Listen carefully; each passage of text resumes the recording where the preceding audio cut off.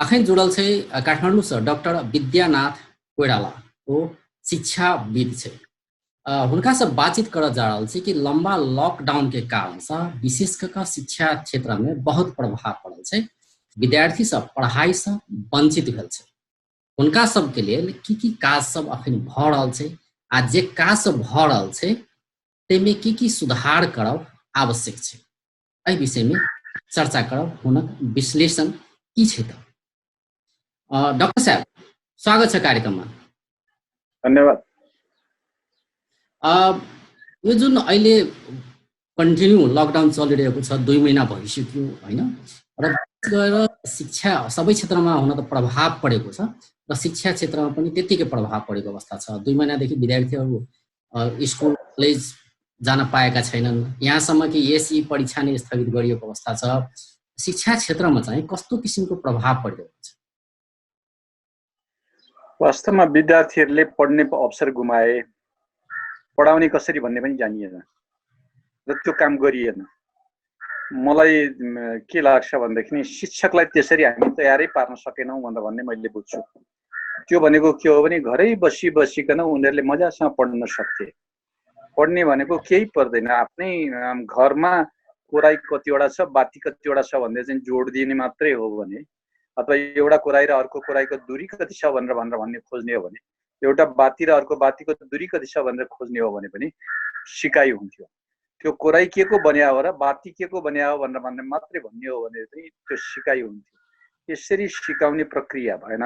परिणाममा त विद्यार्थी कस्तो हो भने अब के गर्ने जस्तो यहाँले भन्नुभयो परीक्षाको जुन कुरोकानी हो, परीक्षा पनि अब परीक्षा हुने भनेर सरकार भनिदिरहेछ, फेरि कहिले हुने त्यो पनि टुङ्गो गर्न सक्दैन। अब यो हुने र नहुने भन्ने भन्दा पनि बरु यसको विकल्प थियो 10 क्लासको परीक्षा 11 क्लासको परीक्षा हामी राष्ट्रिय स्तरमा नगरौँ, त्यसलाई चाहिँ स्कुल स्तरमा चाहिँ लैजाउँ, राष्ट्रिय स्तरमा भएको कुरोकानीलाई चाहिँ झिक्दिउँ। अब विद्यार्थीहरूलाई चाहिँ के भन्नु भने तपाईँ आफ्नो तयारी गरौँ भनेर चाहिँ भन्ने हो भने सजिलो हुन्थ्यो। त्यसले गर्दा विद्यार्थीमा छटपटी छ, के होला भन्ने उत्सुकता छ, पढ्न पाइएन भन्ने पीडा छ, शैक्षिक सत्र नै खेर जान्छ कि भन्ने डर छ। हजुर, भनेपछि अब भनौँ न विकल्पको कुरा आयो। विकल्प जसरी अहिले ल्याइएको छ, अनलाइन क्लास हुनु पर्यो, अहिले स्कुलदेखि लिएर युनिभर्सिटीसम्मले चाहिँ अनलाइन क्लास नै सुरु गरेको अवस्था छ। अब नेपालको सन्दर्भमा अमेरिकातिर, स्पेनतिर होस् या अरू युकेतिर होस् या चीनतिर होस्, यो सान्दर्भिक हुन्थ्यो होला हैन, भइरहेको पनि छ।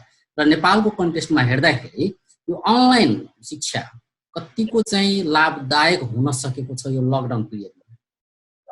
बडो ठिक ल्याउनु। मैले चाहिँ के देख्छु भनेदेखि नि अनलाइन मात्रै विकल्प हो भन्नु भनेको साह्रै बेठिक हो।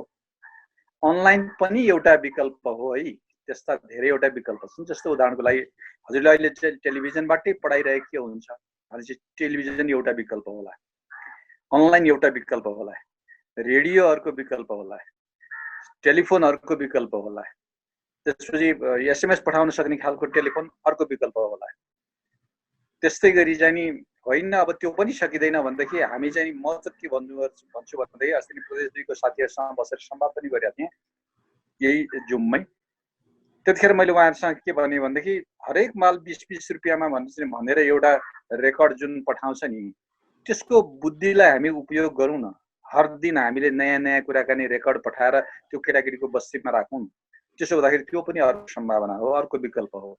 त्यस्तै गरी कहिलेकाहीँ हामीसँग अर्को विकल्प के हुन सक्छ भने शिक्षकले नै पाठ्य सामग्री बनाउन, पढाउन त जानेछ, उहाँले 7 दिनको लागि एउटा पाठ्य सामग्री बनाऊ, अर्कोले 15 दिनलाई बनाऊ, कुनै रेडियोलाई काम लाग्ने बनाऊ, कुनै टेलिभिजनलाई काम लाग्ने बनाऊ, कुनै विद्यार्थीलाई लेखेर दिने किसिमको बनाऊ। जहाँ सुविधा छ त्यहाँ प्रिन्ट गरेर दिउँला, जहाँ सुविधा छैन त्यहाँ लेखेर दिउँला। अनि केही नभयो भने अर्को विकल्प पनि छ हामीसँग, बस्तीमा चाहिँ शिक्षकहरूले बस्तीमा जानलाई एउटा आधार बनाइदिउँ। त्यो आधार के हो भने घरभित्रै जाँदैन, बाहिर कुनै ठाउँमा बस्छ, दूरी कायम गरौँ, विद्यार्थीको एक अर्कोको दूरी कायम गरौँ, त्यसरी गर्ने किसिमको उपाय छ। त्यसैले यी बहुविकल्प चाहिँ नि हाम्रो निम्ति जरुरी हो। एकल विकल्प जुन भने अनलाइन त्यो चाहिँ नि फजुल कुराकानी हो। अब विकल्प त ल्याइयो कि, विकल्प त थुप्रै ल्याइयो, तर अब त्यो समय सान्दर्भिक जसरी मैले अघि पनि भने कि नेपाल स्रोत साधनको कुरा गरौँ होइन, नेपालको पहुँचको कुरा गरौँ, नेपालीको त्यहाँसम्म पहुँच छ कि छैन त? अहिले पनि कतिपय ठाउँ यस्तो छ कि मोबाइलको नेटवर्कको लागि पनि रुख चढ्नुपर्ने अवस्था त छ नि नेपालमा होइन। भनेपछि अनलाइनको कुरा आयो भनेपछि पहुँच कतिको छ त? त्यसो भन्ने बित्तिकै मैले चाहिँ अर्को सामान्य तरिकाबाट भन्छु, कहिलेकाहीँ हामीले भात खानु पर्दाखेरि हामी हातले खाने मान्छेहरू 5 वटा औँला त फरक फरक, कुनै मोटो छ, कुनै छोटो छ, कुनै सानो छ, कुनै अर्को छ। अब यो हुँदाहुँदै पनि हामीले 5 वटा औँलालाई कसरी सुव्यवस्थित ढङ्गले मुखमा पुर्याउँछौँ, ठिक्कै त्यही तरिकाले हामीले अब प्रविधिलाई प्रयोग गर्छौँ। त्यसो भनेपछि किन त्यसो भने भनेर त्यसको कारण छ। कारण के हो भनेदेखि विश्व स्वास्थ्य सङ्गठनले के भन्यो भने कोरोना कहिले शान्त हुन्छ थाहा छैन।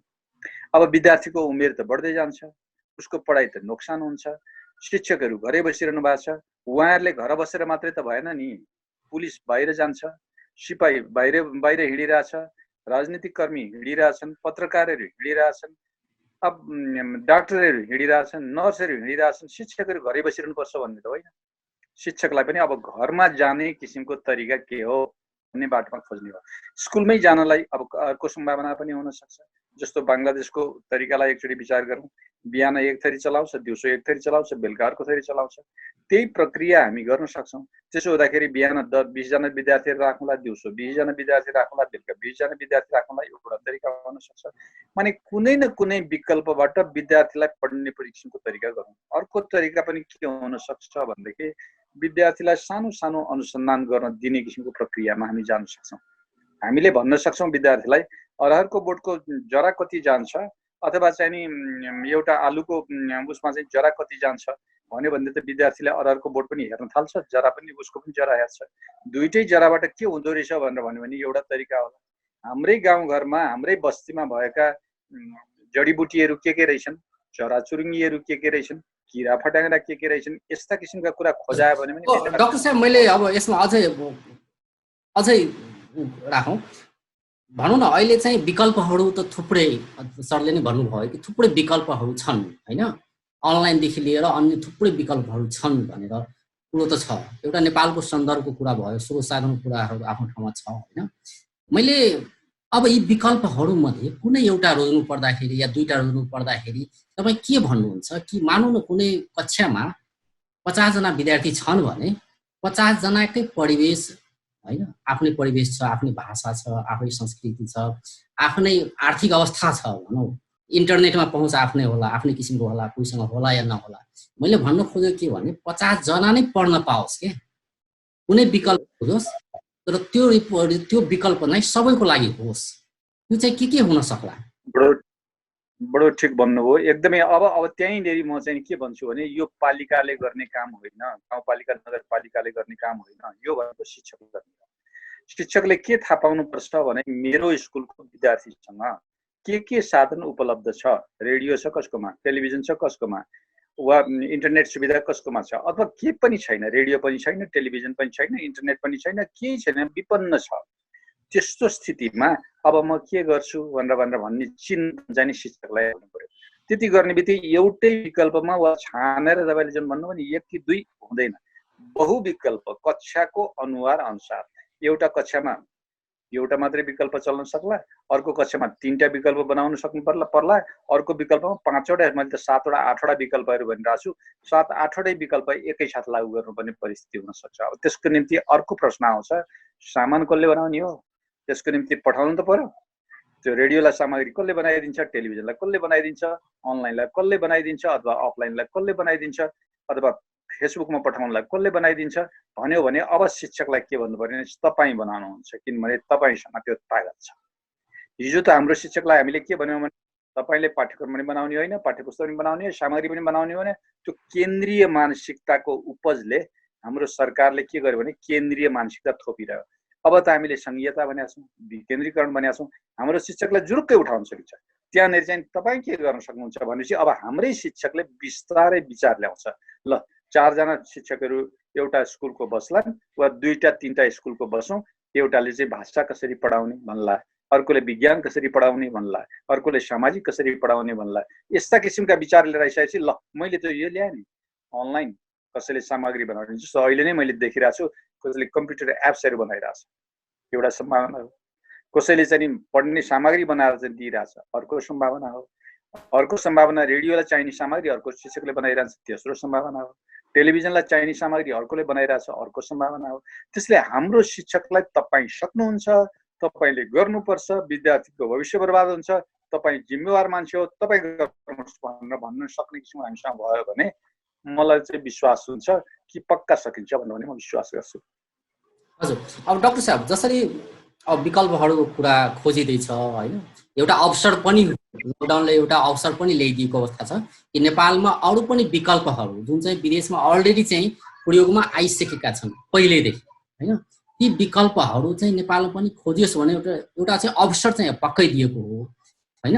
अब अहिलेको कुरा गर्ने हो भने लकडाउन कति जेलसम्म चल्छ या कोरोनाको सङ्कट कहिलेसम्म रहन्छ भन्ने कुराको ठेगान छैन भनेर डब्ल्युएचओले पनि भनिसकेको अवस्था छ।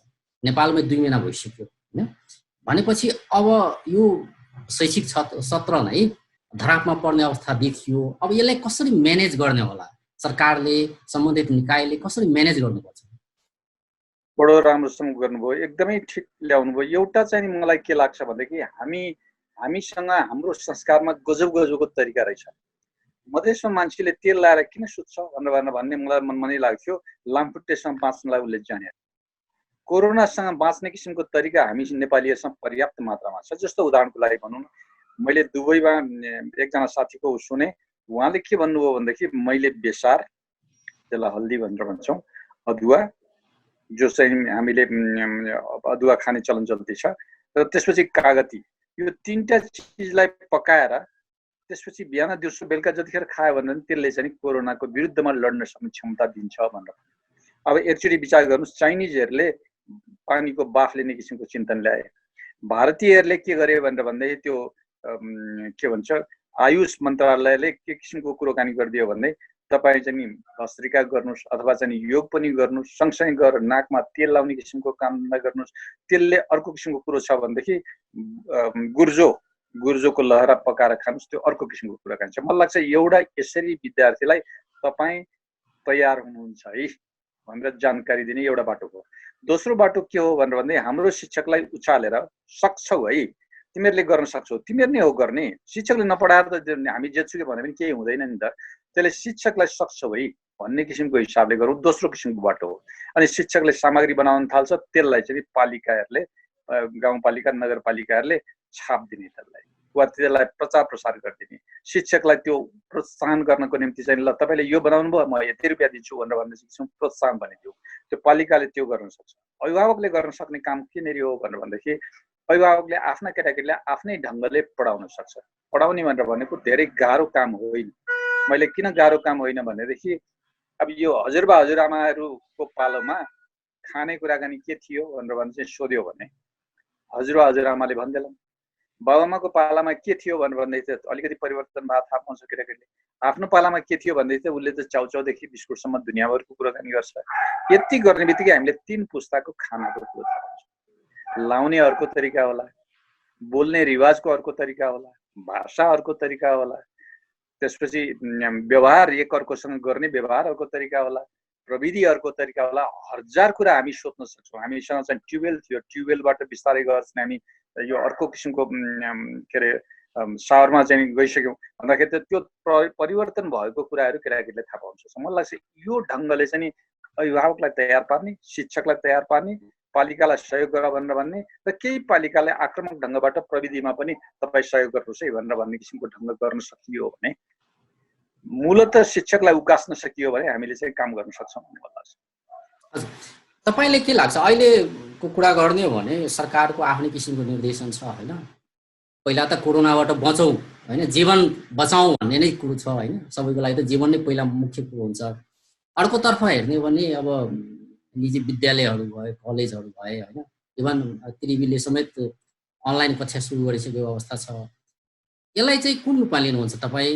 सरकारको एउटा काम छ, अर्को फेरि अरू निकायहरू जुन छन्, मार्फतका निकाय भनौँ या अरू निजी तहका भनौँ होइन, प्याप्सनको कुरा भयो, एन प्याप्सनको कुरा भयो होइन। अब यिनीहरूले गएको काम चाहिँ कस्तो लागिरहेको छ तपाईँलाई?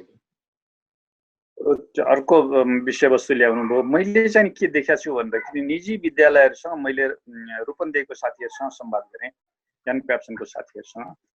उहाँहरूसँगको चिन्तनबाट मलाई के लाग्छ भन्दाखेरि अब हामी अनलाइनमा जान्छौँ भनेर भन्नुभयो। मैले भने अनलाइन मात्रै विकल्प हो, तपाईँको विद्यार्थी त यहीँको यहीँ भयो त, ल अनलाइन गर्नु होला। ऊ हुम्लामा पुगे भए के हुन्छ? ऊ चाहिँ सप्तरीको एकदम भित्रपट्टि छिन्नमस्ता भन्दा पनि पट्टिपट्टि गएको भए के हुन्छ? जहाँ उसलाई चाहिँ सञ्चारको समस्या हुन्छ भनेर भनिदिनु भयो भने के हुन्छ भन्ने बित्तिकै अनिखेरि उहाँहरूले चाहिँ ओहो त्यसो भए अर्को उपाय सोचौँ। शिक्षक नै पनि मधेसको शिक्षक चाहिँ हिमालयमा पढाइरहेछ, हुम्लामा शिक्षक मैले याद गरिरहेको छु, धनगढीको शिक्षक छ, हुम्लामा पढाइरहेछ। त्यस्तो बेलामा के गर्ने भन्ने किसिमको प्रश्न चाहिँ आउँछ। त्यस्तो बेलामा हामीले गर्न सक्ने कुराकानी के हो? अनलाइनलाई बन्धन नगरौँ। जस्तो सरकारले गरेको बदमासी, मैले बदमासी नै भने, सरकारका साथीहरूलाई तपाईँको दुर्बुद्धि नै हो भनेर भने, किनभने शिक्षा मन्त्रालयले, त्यसपछि गएर चाहिँ त्यो मानव अधिकार आयोगले, त्यसपछि गएर चाहिँ त्यो जयपुरी घरती, माननीय जयपुरी घरतीले, अथवा चाहिँ अखिलका केटाकेटीहरूले, अथवा पोखरा नगरपालिकाले, महानगरपालिकाले के भन्यो भने होइन अनलाइन त बन्द गर। यो त नचाहिने कुराकानी हो। त्यो नचाहिने किन भने भनेदेखि प्रधानमन्त्रीले बोक्नुहुन्छ, राष्ट्रपतिले बोक्नुहुन्छ, पार्टीका नेताहरू सबैले अनलाइनको सुविधा छ, जनताहरूलाई हुँदैन। त्यो त गर्नै भयो। त्यसो भन्दाखेरि एउटा तरिका के गरौँ भने अनलाइनबाट जाउँ, तर छोटो अवधिमा मात्रै, 5 मिनट 10 मिनट जति केटाकेटीहरूलाई पढाउँ, त्यसपछि गएर प्रश्न दिउँ, केटाकेटी संवाद गरोस्। एउटा त्यो बाटो हो, निजीहरूलाई मैले त्यसरी भने। दोस्रो चाहिँ उहाँहरूलाई के भन्यो भने अब तपाईँको घरबाट हामी तिर्दैन, किनभने तपाईँको घर हामीले प्रयोग गरेकै छैन, हामी घरैमा पढिरहेछौँ भने चाहिँ तपाईँको घरबाट तपाईँले तिर्नु। तर तपाईँलाई चाहिँ अनलाइनमा जानुपर्दा वा अफलाइनमा जानुपर्दाखेरि सामग्री बनाउनलाई शिक्षकलाई परिचालन गर्नुपर्छ, त्यसको पैसा लिनुहोस्। तपाईँको ल्याबको पैसा तिर्दैनौँ, ल्याबोरेटरीको पैसा तिर्दैनौँ, किनभने तपाईँले चाहिँ ल्याबोरेटरी प्रयोग गर्नुभएकै छैन, तपाईँको लाइब्रेरी प्रयोग गरेकै छैन। अब त्यसो भएपछि ती पैसा घटाउनुहोस् भन्दाखेरि एउटा सम्भावना उहाँहरूले निकाल्नु भएको छ। उहाँले चाहिँ भारतको उदाहरण दिएर भन्नुभएको थियो, चण्डीगढमा चाहिँ त्यो किसिमको तरिका चाहिँ रहेछ। शिक्षकहरूलाई तलब पनि दिनु पर्यो, शिक्षकलाई बचाउने उपाय पनि गर्नु पर्यो, यो तरिका चाहिँ गर्नुपर्छ होला। मलाई लाग्छ त्यसो गर्नु। अर्को पनि मैले सम्भावना उहाँहरूसँग के भन्यो भने अब जसको बिल्डिङ छ त्यो बिल्डिङ भएको मान्छेलाई चाहिँ नि अब सबै 4-5 वटा स्कुलहरूलाई एक ठाउँमा मर्ज गरिदिउँ, मिलाइदिउँ। त्यो मिलाइदिएपछि के हुन्छ भने 4-5 वटा प्रधानाध्यापक हुन सक्छ। किन नहुने? पार्टीमा 4-5 वटा नेताहरू हुन्छन् भनेदेखि हाम्रो स्कुलमा 4-5 वटा प्रधानाध्यापक बनाऊ। एउटा व्यवस्थापन हेर्नुहुन्छ, एउटाले मूल्याङ्कन हेर्नुहुन्छ, अर्कोले यो त्यसको चाहिँ विद्यार्थीको नियमितता हेर्नुहुन्छ। अनेक तरिकाबाट हामी मिलाउन सक्छौँ। त्यो उपाय गर्यो भने निजीलाई पनि अप्ठ्यारो पर्दैन, विद्यार्थीलाई पनि सजिलो हुन्छ। एउटै मात्रै विकल्प होइन, बहुविकल्पमा जान सक्ने सम्भावना रहन्छ, जसले गर्दा विद्यार्थीको शैक्षिक सत्र खेर जाँदैन, उमेर बढ्दैन, कहिले उमेरलाई समस्या हुँदैन। उसले पढेका कुराकानी अहिले विषयवस्तु नपढा भनेर सरकारले जुन भन्यो त्यो पनि ठाडै दुर्बुद्धि हो भन्छु म। किनभनेदेखि त्यो नपढा होइन, जे कुराकानी पनि विषयवस्तुसँग जोडौँ है। हामीले हाम्रै केटाकेटीहरूलाई सजिलै भन्न सक्छौँ नि, दाउरामा भात पकाइरहेको एउटा विपन्न बस्तीकालाई सोच्नुहोस्, वा ग्यासमा भात पकाइरहेको मध्यम स्तरीय ढङ्गलाई सोचौँ, अथवा चाहिँ उसले राइस कुकर अन गरेर अथवा चाहिँ प्लेट अन गरेर चाहिँ पकाइरहेछ भनेदेखि उसलाई चाहिँ भनौँ न, ल राइस कुकरमा पकाउनुको अनुभव के हो, भाँडोमा पकाउने अनुभव, यो किसिमको प्रक्रियाबाट अगाडि बढाउँ। मलाई लाग्छ सम्भावना छ, सम्भावना निकाल्ने हो। अब डाक्टर साहब, एउटा शैक्षिक सत्र नै के होला भन्ने एउटा अन्योलता छ होइन। पढाइको कुरा गर्ने भने अनलाइन सहितका विकल्पहरूमा भइ नै रहेको छ। अरू तपाईँले सुझाव पनि दिनुभयो कि यसो गरौँ भनेर भनिराख्नु भएको छ, र यो लम्बियो भने के होला? हो, लम्बियो भनेदेखि हामीले गर्ने के हो भनेदेखि नि, हामीसँग एउटा तरिका के रहेछ भनेदेखि पहिलो हामी औपचारिक मोडबाट पढाइरह्यौँ, हामी त्यहाँबाट छोड्नलाई गाह्रो भयो। हामीले अब अनौपचारिक ढङ्गको तरिकाहरू चाहिँ गर्न सक्छौँ। जस्तो अहिले नेपालकै ढङ्गमा हेर्नु भने नेपाल खुला विश्वविद्यालय अनलाइनबाटै चल्छ, विद्यार्थी अनलाइनबाटै भर्ना हुन्छ, जाँच विद्यार्थीले अनलाइनमै दिन्छ, विद्यार्थीले पढ्ने पनि अनलाइनमै पढ्छ। भनेपछि एउटा सम्भावना त नेपाल विश्वविद्यालय नै खुला विश्वविद्यालय नै छ, जसको चान्सलर शिक्षा मन्त्री नै हुनुहुन्छ। अब भनेपछि त नहुने भन्ने प्रश्न त होइन रहेछ। भने अहिले तत्कालको निम्ति विकल्प हुन्छ, बिस्तारै भोलिको निम्ति के सजिलो हुन्छ भने म यदि आइन भनेर भनेदेखि मैले चाहिँ नि के गर्छु भने रेकर्ड हेर्न जान्छु। ल लाइब्रेरीमा चाहिँ के गर्छु, तपाईले पढाइरहेको म रेकर्ड हेर्न खोज्छु भने चाहिँ रेकर्ड छट्ट आउँछ, अब उसले चाहिँ अफलाइनमा भए सट्ट सुन्न पाउँछ, वा अनलाइनमा भयो भने अनलाइनमा चाहिँ राखिदिउँ हेर्न पाउँछ, वा फेसबुकमा राखिदिउँ हेर्न पाउँछ। अनि विद्यार्थीलाई बहुविकल्प हुन्छ। दोस्रो किसिमको सम्भावना हो भोलिको दिनमा। पर्सिको दिनमा कस्तो अवस्था हुन सक्छ भन्नु त आजको 10 वर्ष 20 वर्ष 30 वर्षपछि के सम्भावना हुन्छ भने अहिलेको शिक्षक घरै बसेर पनि उहाँ सहजकर्ताको रूपमा बस्न सक्नुहुन्छ। 2-4 जना शिक्षकले अन्तर्राष्ट्रिय जगतका कुराहरू पढाउने व्यवस्था हुन सक्छ। पछिको लागि एउटा बाटो बन्दै छ, त्यो हामी भन्न सक्छौँ हैन। अब एउटा औपचारिक कक्षा भनौँ न, कक्षा कोठामा गएर पढ्दाखेरि हैन र घरमा पढ्दाखेरि, अनलाइन पढ्दाखेरि, अरू विकल्पहरू प्रयोग गर्दाखेरि कतिको त्यो पढाइ भनौँ न माहौलको कुरा हुन्छ, वातावरणकै कुरा हुन्छ हैन, प्रभावकारी चाहिँ कति हुन्छ यो चाहिँ? ठिक भन्नुभयो है, असाध्यै सहमत छु। किनभने त्यसले सामाजिकीकरण घटाउँछ। तर अर्को तरिका हुँदो रहेछ। अर्को तरिका के हुँदो रहेछ भने अब आज मैले चाहिँ हाम्रो विद्यार्थीहरूले के हुन्छ भनेदेखि बिस्तारै कोरोनाको यही समस्या हुँदै गयो, हामी प्रविधिमा अगाडि बढ्दै गयौँ, हाम्रा पालिकाहरू आक्रामक ढङ्गले अगाडि गए। शिक्षकहरू अहिले देखिरहेको छु मैले चाहिँ पहाड मध्य हिमाल छिमेकीका शिक्षकहरू चाहिँ प्रविधिमा जोडौँ र यो जुमबाट जाउँ भनेर भन्ने देखिरहेको छु। यो हुँदै गयो भने भोलि कस्तो होला भन्दाखेरि हाम्रो विद्यार्थीको सङ्गत कस्तो होला भने मधेसको विद्यार्थीले हिमालको विद्यार्थीसँग संवाद गर्ला, त्यो उसको साथी हुन्छ। पहाडको विद्यार्थीले मधेसको विद्यार्थी वा हिमालको विद्यार्थीसँग संवाद गर्ला, त्यो उसको साथी हुन्छ। पछि पहाडको विद्यार्थी मधेसको विद्यार्थी पहाड हिमाल दुईटैमा संवाद गर्ला, एउटा तरिका हुन्छ। त्यही विद्यार्थीले के गर्ला भनेदेखि भारतमा संवाद गर्ला, भारतको समकक्षीसँग, अमेरिकाको समकक्षीसँग, चीनको समकक्षीसँग। यो सम्भावना छ। अहिले नै तपाईँ नर्वे फिनल्यान्डतिर हेर्नुभयो भने विद्यार्थीको साथी त छैन, तर अन्तर्राष्ट्रिय छैन, तर उसले खेलमा माने यो प्रविधिमा खेल्न पाउने साथी छ। यो ढङ्गले बिस्तारै समाज बढ्छ। हामी कोरोनालाई जतिखेर जित्न सक्छौँ नि, जित्न सक्ने भनेर भनेको त्यसको इन्जेक्सन भन्ने हो, त्यसको चाहिँ खोप बन्ने हो। त्यो खोप बनिसकेपछि, इन्जेक्सन बनिसकेपछि अनि पछि बिस्तारै चाहिँ जम्मा पारौँला, अनि पछि काम गरौँला। फेस टु फेस हुन्छ नि, आम्ने सामने बसेर पढ्दाखेरि जति मजा हुन्छ त्यो मजा नहुन सक्ला, एउटा त्यो सम्भावना छ। तर त्यसलाई चाहिँ के गर्न सकिन्छ भन्ने मैले सम्भावना देख्छु भनेदेखि मैले अफलाइनमा पढेँ, अर्कोले अनलाइनमा पढ्यो, अर्कोले रेडियोमा पढ्यो, अर्कोले टेलिभिजनमा पढ्यो, अर्कोले चाहिँ मोबाइलमा पढ्यो, अर्कोले चाहिँ फेसबुकमा पढ्यो, अर्को कुनै केटाकेटीले चाहिँ त्यो शिक्षकले बनाइदिएको पाठमा पढ्यो, कुनै केटाकेटीले शिक्षकहरूसँग बसेर कतैतिर यसो छेउमा बसेर चाहिँ संवाद गरेर पढ्यो। भनेदेखि विभिन्न थरीका के गरी गरे भनेर संवाद गर्ने, बेला मौकामा संवाद गर्नुपर्छ। संवाद चाहिँ बेला बेलामा गर्ने। जस्तो हाम्रो एउटा मधेसकै चलनचल्तीलाई एक्चुअली विचार गरेर हेऱ्यो भनेदेखि त्यो के भन्छ गुड ताप्ने बेलामा चाहिँ बस्ने किसिमको ढङ्गलाई एकचोटि विचार गरौँ न। त्यो ग्रुप भएर बसेको छ तर दूरी कायम गरेर चाहिँ बसेर गरौँ, एउटा तरिका हुन सक्छ। भनेपछि त त्यो तरिकाबाट संवाद गर्यो भनेदेखि एउटा सजिलो उपाय छ। दोस्रो मैले के भने भनेदेखि मधेसमा बस्ने केटाकेटीलाई पहाड हिमालको केटाकेटीसँग लगेर जोडिदिने। यहाँ ल तिमी अहिले चाहिँ मधेसको के अरे महोत्तरीको फलानु स्कुलमा तिमी छौ, अब तिमी चाहिँ नि भोलि पहाडको अर्को स्कुलमा तिमी कुराकानी गर, तिम्रो साथी के गरिरहेछ, ल तिम्रो साथी र तिमी बिचमा संवाद, रेडियोमा पनि संवाद, टेलिभिजनमा संवाद, अथवा अनलाइनमा संवाद, अथवा अफलाइनमा संवाद, अथवा चाहिँ के पत्राचारबाट संवाद। पत्राचार पनि अर्को सम्भावना हो। त्यस्तो किसिमको संवादको कुरो गर्न सकिन्छ। हिमालको यसरी जोड्ने अर्को कडी। अर्को कडी के हुन्छ भने अन्तर्राष्ट्रिय जगतमा जोडिने किसिमको कडी छ। केही अहिले चाहिँ नि अन्तर्राष्ट्रिय जगतमा के देखिन्छ भने उनीहरू त नितान्तै एक्लो छन्। अब एक किसिमको बाबामा कतातिर लागेका हुन्छन्, छोराछोरीहरू खाली खाली भइरहेको हुन्छ। त्यस्तो अवस्थामा पनि उनीहरूले के गरे भनेदेखि ल आज म केटाकेटीलाई इङ्ल्यान्डको कुनै उनको साथीसँग जोड्छु, यो तरिकाबाट हामी जान सक्ने सम्भावना छ। र जब हामीलाई कोरोना खुलिसकेपछि अब कोरोनालाई हामी जित्छौँ, जित्ने भनेर भनेको त्यसले चाहिँ के ल्याउँछ भनेर भनेदेखि इन्जेक्सन होला, खोप होला, त्यो किसिमको गरेर चाहिँ गर्न सक्ने अवस्था भइसकेपछि अनि बसेर संवाद गरौँला, त्यो एउटा सम्भावना हो। अर्को हजुर, अब अन्त्यतिर पनि आइसकेका छौँ। अब मूल्याङ्कनको कुरा गरौँ थोरै।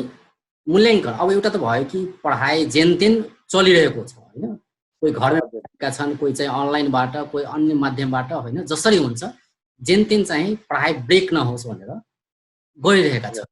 अब मूल्याङ्कनको कुरा गर्दाखेरि मानव यो लामो समयसम्म चलिरहने हो भने र लकडाउन नखुल्ने हो या खुले पनि स्कुल खुल्न सक्ने अवस्था भएन छ या त्यस्तो किसिमको समस्याहरू आइ नै रहेको अवस्थामा यो मूल्याङ्कन चाहिँ कसरी गरिन्छ, यो अनलाइनबाट गरिने मूल्याङ्कन चाहिँ कतिको प्रभावकारी हुन्छ? दुई तीनटा बाटोहरू गर्न सकिन्छ। एउटा चाहिँ नि के हो भने अनलाइनबाटै मूल्याङ्कन गर्न सकिन्छ।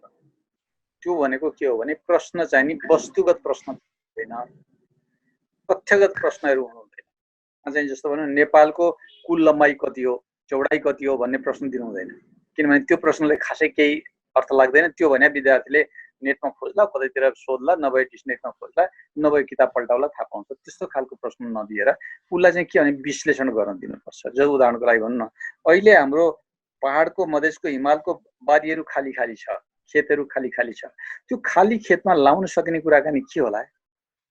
तिमीले तिम्रो बुवालाई सोध, हजुरबालाई सोध, आमालाई सोध, हजुरआमालाई सोध, आफू पनि आफ्नो किसिमको किताबमा सोध। तिमी अनलाइनमा छौ भने अनलाइनमा खोज, नेटबाट कुनै उसबाट छौ, भाइबर मेसेन्जरमा छौ भनेदेखि त्यहाँबाट सोध। कहाँबाट सोध्छौ, तर के उल्लेख गरिदेऊ भने तिमीले सोधेको फलानुसँग सोधेँ है, यो ठाउँबाट लेखेँ है भन्ने किसिमको कुरो चाहिँ गरिदेऊ भनेर भन्ने बित्तिकै विद्यार्थी बिस्तारै अनुसन्धानकर्ता बन्छ। त्यो अर्को उपाय छ। तेस्रो उपाय के छ भने त्यो कापी विद्यार्थीले चाहिँ जब लेख्छ नि, लेखिसकेपछि अब उसले हुलाकबाट पठाउन सक्ने एउटा कुराकानी होला। हुलाक पठाउन सक्ने परिस्थिति छैन भनेदेखि उसले चाहिँ के गर्छ, आफ्नो घर अगाडि ठाउँ ठाउँमा चाहिँ हामीले पालो पालो मिलाएर बस्ती अगाडि भन्नुहोस् न, हाम्रा गुजुमुच्च भएको बस्तीमा त झन् सजिलो छ, मधेसको बस्तीमा सजिलो छ, हिमालको बस्तीमा सजिलो छ। पहाडको बस्तीमा अलिकति गाह्रो हो, किनभने पहाडको बस्ती चाहिँ अलिक छरिएको छ, मधेसको झुप्प झुप्प एक ठाउँमा छ, हिमालको पनि झुप्प झुप्प एक ठाउँमा छ। त्यसो हुँदाखेरि त्यस्तो बस्तीमा चाहिँ एक दुईवटा पत्र मञ्जुसा जस्तो मञ्जुसाहरू राखिदिने। त्यो मञ्जुसामा केटाकेटीले ल्याएर कापी खसाल्छ, अनि पछि शिक्षकले के गर्छ भने त्यसमा चाहिँ पालिकासँग सहकार्य गरेर डिसइन्फेक्टेन्ट गर्छ। त्यति गरिसकेपछि अनि त्यहाँबाट चाहिँ ल शिक्षकले अब कापी भनेपछि यी सबै काम गर्नलाई पहिला त नेतृत्वदायी भूमिका निर्वाह गर्नु पर्यो पालिकाहरूले, होइन? अघि पनि तपाईँले भनिराख्नु भएको थियो कि पालिकाको समन्वयक हुनु पर्यो, किनभने पालिका अन्तर्गत नै अब माध्यमिक शिक्षा छ भनेपछि भूमिका त अभिभावकको भूमिका त पालिकाकै हुन आयो, होइन? ठिक भन्नुभयो। पालिकाहरूको निम्ति समस्या के रहेछ भन्दाखेरि मैले केही प्रदेश सरकारका साथीहरूसँग पनि बसेर संवाद गरेका छु। प्रदेश नम्बर 2 को साथीसँग बसेका छु, बागमती प्रदेशको साथीसँग बसेका छु, कर्णाली प्रदेशको साथीसँग बसेका छु, मन्त्रीज्यूहरूसँग बसेर संवाद गरेका छु। मलाई चाहिँ एउटा के भने अब स्थानीय सरकारको पालिकाहरूलाई प्रोत्साहित गर्ने किसिमको ढङ्ग भएन। अझै मात्रै पनि सामाजिक समितिमा गएर चाहिँ सिम्मदरबारमा गएर छलफल गरेर आएँ। यसलाई के गर्न सकिन्छ भने शिक्षक साथी र त्यो पालिकाको साथीहरूको बिचमा संवाद गराइदिने के। शिक्षक महासङ्घ छ, भ्याप्सन एनप्याप्सन छ, उहाँहरू बसेर संवाद गर्नुभयो भने पैसाको स्रोत पनि थाहा पाइन्छ, समाधानको बाटो पनि हाम्रै शिक्षकसँग अनुभव छ। किनभने हामीलाई के थाहा हुन्छ भने जसले काम गर्छ त्यसैसँग अनुभव छ। त्यसो हुँदाखेरि हामीले विकेन्द्रीकरणको अभ्यास पनि गर्छौँ, बिस्तारै गएर चाहिँ संहिताको अभ्यास पनि गर्छौँ, शिक्षकलाई पनि क्रियाशील बनाउँछौँ। मलाई लाग्छ यो बाटो हामीले अपनाउनुपर्छ। हजुर, अब डाक्टर साहब अन्त्यतिर पनि आइसकेका छौँ। यो पछिल्लो समयमा एकदमै उठेको विषय के भने पढाइ हुँदैन भने स्कुलले, कलेजले कसैले पनि पैसा लिन पाएन, शुल्क लिन पाउनु पनि आवाज उठ्दैछ। यसमा चाहिँ के छ तपाईँको धारणा चाहिँ? ठिक भन्नुभयो। म चाहिँ के भन्छु भनेदेखि नि बिना काम कसैले के अरे दाम लिन पाइँदैन। महात्मा गान्धीकै भाषा चोर्ने हो भने त्यो चाहिँ नि काम नगरिकन दाम खाने भनेको चोर हो भनेर भन्छ महात्मा गान्धीको भाषामा। यदि त्यसरी मान्ने हो भने हाम्रो शिक्षकले बिना काम त काम पैसा त लिनु भएन, काम गर्नु पर्यो। काम के गर्छ भन्दाखेरि उसले अब सामग्री बनाउँछ, त्यसैले काम भयो। त्यो सामग्री अनुसार विद्यार्थीलाई बाँड्छ, त्यो अर्को किसिमको काम हो। विद्यार्थीसँग रेडियो छ, रेडियोमा जान्छ, त्यसै रेडियोको निम्ति सामग्री बनाउँछ शिक्षकले, रेडियोबाट अन गर्छ। जस्तो अहिले दैलेखमा गरिरहेको देखिरहेको छु मैले, त्यो सप्तरीको छिन्नमस्ता हो कि अर्को के भन्छ त्यो तिलाठी कोइलाडीले त्यो किसिमको ढङ्ग गरिरहेको देखाएको छु। माने यो किसिमको उभार जुन आछ नि, यस्ता उभारहरूलाई सङ्ग्रह गर्ने हो भने अनि शिक्षकलाई के भन्न पाइन्छ, ल तपाईले काम गर्नुभयो त्यसैले दाम दिनुहोस्। हजुर, भनेपछि काम गरेर देखाउनु पर्यो शिक्षकले पनि र विद्यार्थीले पनि र स्कुलले पनि, सबैले। पालिकाले पनि काम गरेर देखाउनु पर्यो, त्यसपछि गएर चाहिँ शिक्षकले पनि काम गरेर देखाउनु पर्यो। बिना काम दाम लिनु भनेको त महात्मा गान्धीको भाषामा भन्यो भने मैले भनिहालेँ, त्यो नजाने। हजुर, धेरै धेरै धन्यवाद डाक्टर साहब। नमस्कार। दर्शकवृन्द, उछलेत डाक्टर विद्यानाथ कोइराला शिक्षाविद। कोरोना के त्रास कहिया धरि रहतै से नहीं कहल जा सकै। एहन अवस्था में शिक्षा क्षेत्र बहुत प्रभावित बनल छै। विद्यार्थी सबके लेल हुनकर सुझाव, ताहिके बाद टीचर सबके लेल, ताहिके बाद पालिका सबके लेल, ताहिके बाद स्कूल सबके लेल वो बहुत महत्वपूर्ण सुझाव देलकै, जैसे कि परीक्षा, पढ़ाई लिखाई परीक्षा या कही ककरो जीवन बर्बाद नहीं हुए, पढ़ा से केओ वंचित नहीं हुए, शिक्षा क्षेत्र में प्रभाव कम पड़े, एकर लेल की करक चाही, ई यावत विषय में वो अपन सुझाव दऽ रहल छै। बेस तऽ आइ के कोरोना विषय से विदा लै छी। नमस्कार।